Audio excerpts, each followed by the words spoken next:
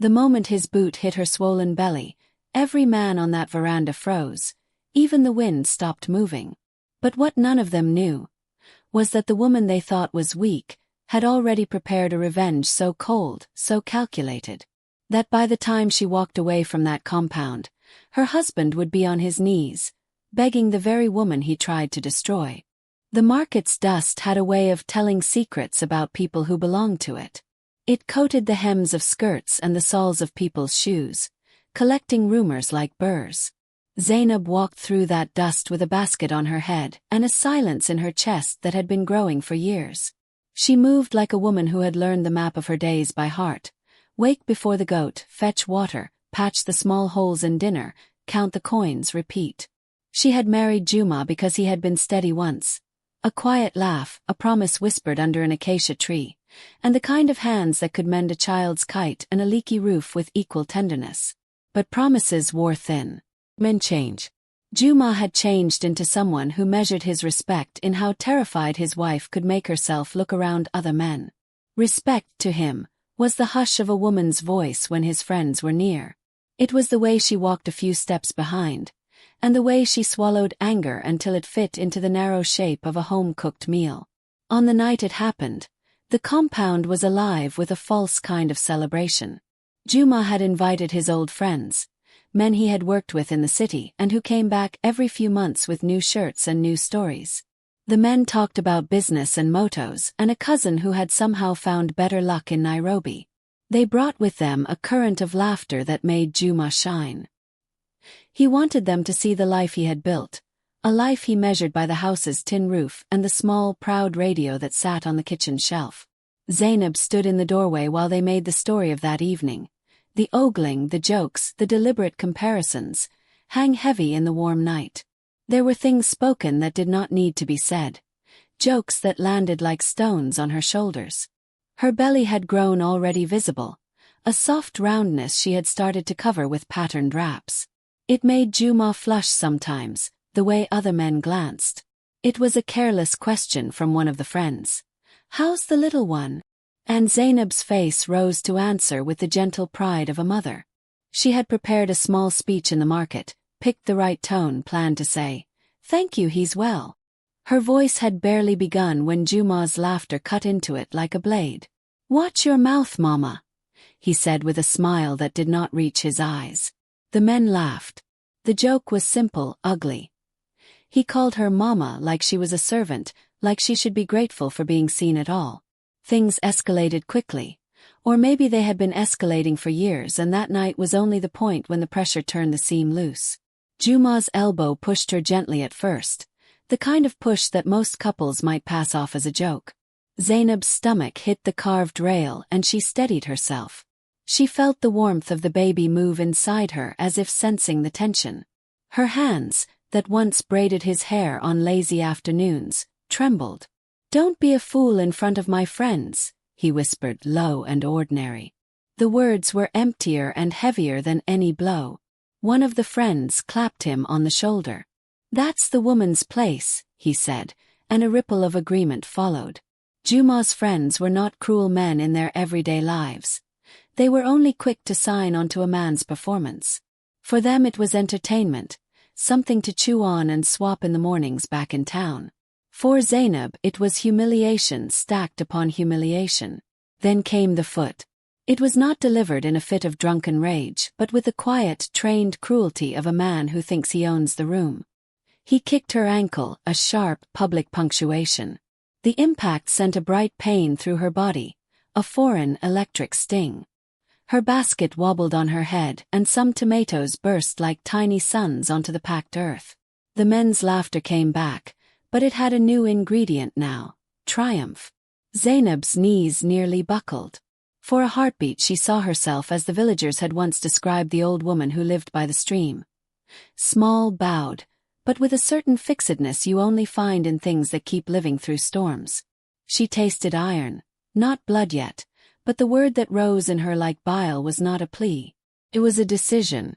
Her throat tightened and she swallowed the sound of it.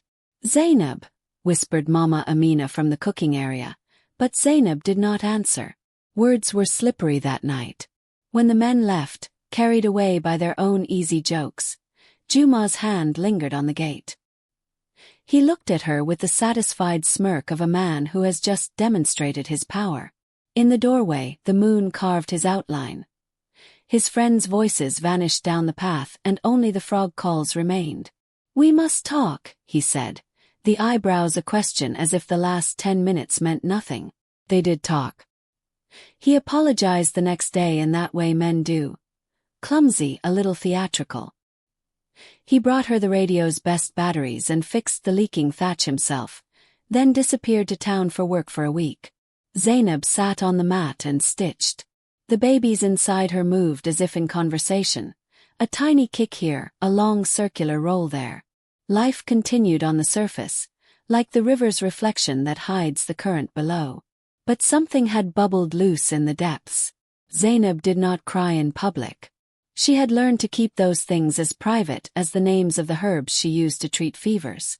She laughed when needed, folded her face into the shape the house wanted, and when no one was watching she let the storm pass through her in small private ways. A carving of the wood rail where he would never look, a pinch of salt in the stew when he expected sweetness. At night she dreamed strange, vivid things. In one dream, feet of men were like millstones, and she pushed against them with the slow, steady strength of a plant. The baby inside her kicked like a small drum. In another dream she was not small at all but a bird on the roof, watching as men made themselves heroes out of other people's pain. She thought of revenge in the beginning like you think of thunder before it breaks. A possibility, a promise that might never arrive. But the thought kept coming back, not as a flame but like a seed forming under soil. It was not born out of hate exactly. It was born out of a clear truth. If she did nothing, the small body inside her would learn how to bend and count its breaths to survive men's tempers. She could not let that be the first education of her child. The plan, when it formed, was not a burst of rage. It was patient because pregnancy teaches patience. She began with small tests to see how much Juma misunderstood her. She let gossip do its work, let the women in the market see her in new clothes, saved coin by coin, let them remark on how proud she looked. When Juma noticed, he sneered and told her she was trying to make him jealous. She laughed and smiled with a mouth that said nothing. Zainab started to visit the seamstress more often under the guise of mending a cloth. She learned to barter for buttons and to fold the pockets of a shirt in a way that made it look new. She kept track of coins the way a careful woman keeps eggs. One wrong drop and you mend the rest. She gathered small debts from neighbors who trusted her, and repaid a kindness here and there until people began to lean on her shoulder for simple favors. It made them like her more.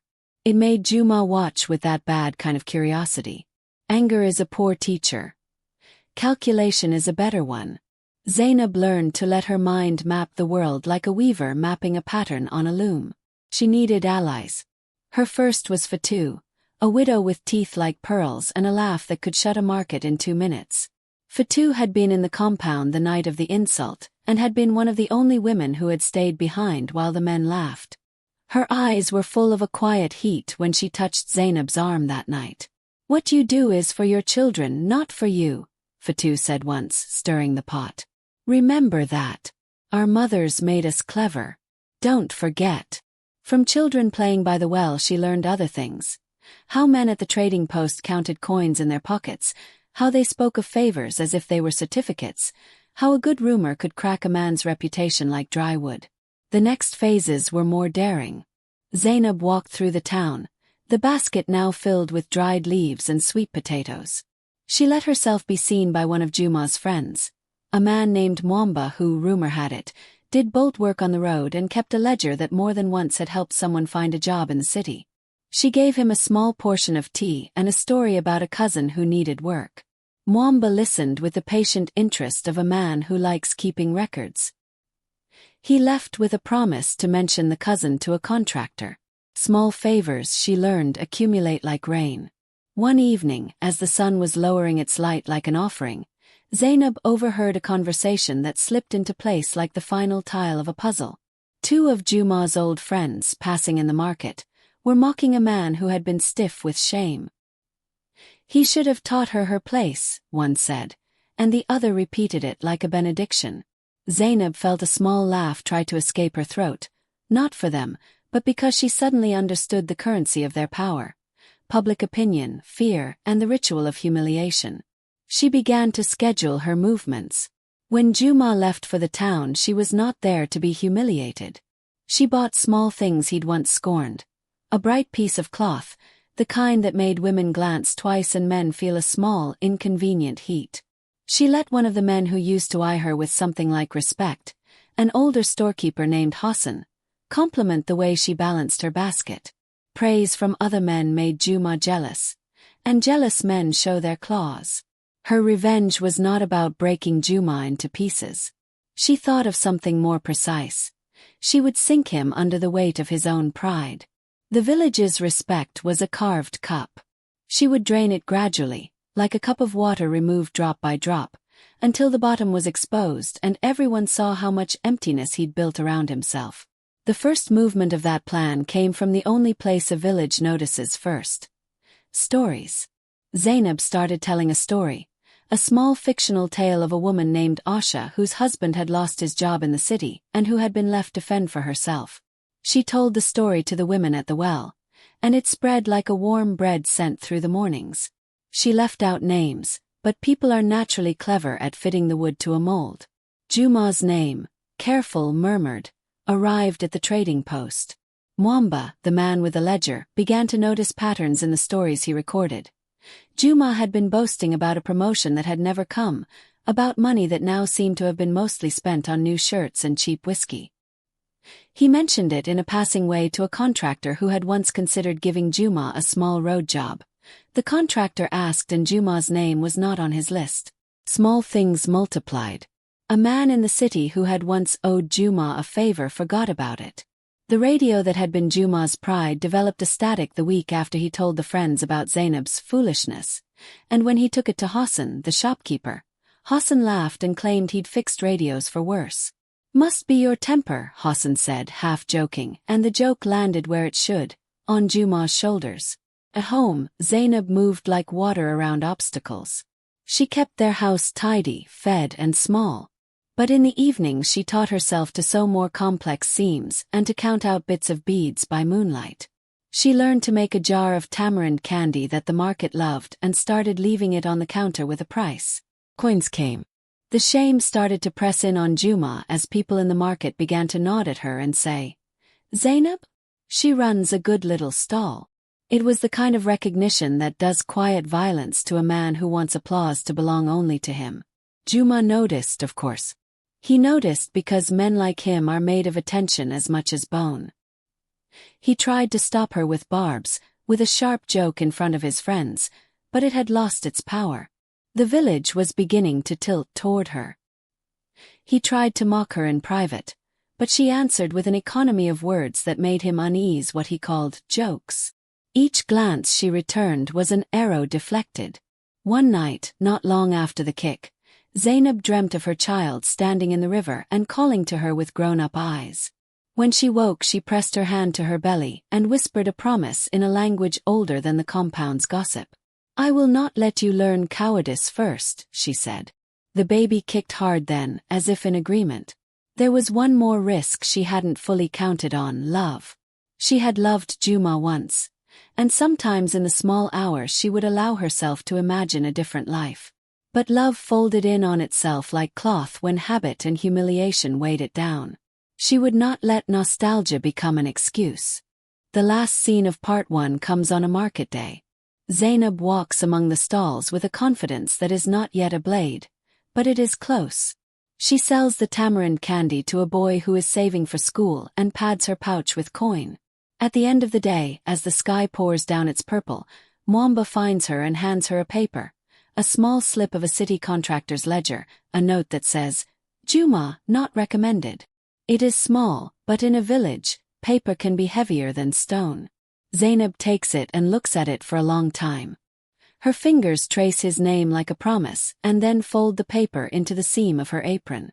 She walks home with the sun at her back and the egg of night unfurling above.